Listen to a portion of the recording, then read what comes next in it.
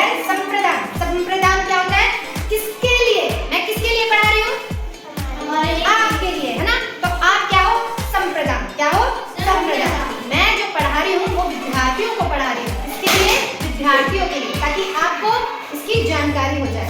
Okay, next है अपादान। अपादान से अलग होना, इसका एग्जांपल क्या है, जैसे पेड़ है ना, पेड़ से क्या अलग होते हैं, पत्ते गिरते हैं ना, पेड़ से क्या गिरता है, पत्ते, तो वो किसमें आता है, अपादान। उसके बाद है संबंध। अब मुझे ये बताओ, आपका और मेरा क्या संबंध है, मैं टीचर हूँ और आप क्या हो, स्टूडेंट, तो ये क्या है हमारा संबंध। आपका आपस में क्या संबंध है, आप क्या हो, फ्रेंड्स हो, क्लासमेट हो, है ना, दोस्त हो।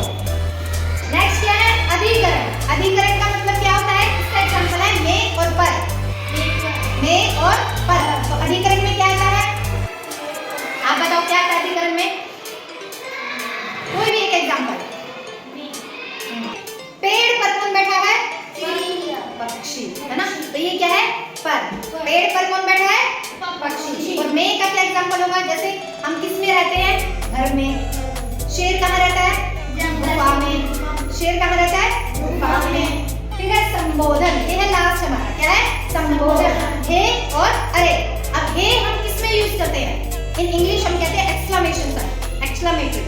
तो हे क्या होता है, जैसे हम विनती करते हैं ना भगवान से, हे भगवान हम पर क्या कर, कृपा कर, तो ये होता है संबोधन। ठीक है, अरे कुछ इंसिडेंट हो गया, तो अरे को कैसे करेंगे, अरे ये क्या हो गया, है ना, अरे ये क्या हुआ, कुछ भी इंसिडेंट। या वहाँ भी इसमें इंक्लूड कर सकते हैं, वाह आज तो क्या है, मेरा बर्थडे है, या फिर वाह वो फ्लावर कितना सुंदर दिख रहा है ना। तो ये सब क्या कर सकते, क्या है, ये हमारे कारक के भेद है। इसमें अलग अलग एग्जाम्पल क्या करना है आपको बताना है, सभी अलग अलग उदाहरण देंगे, ठीक है। ओके।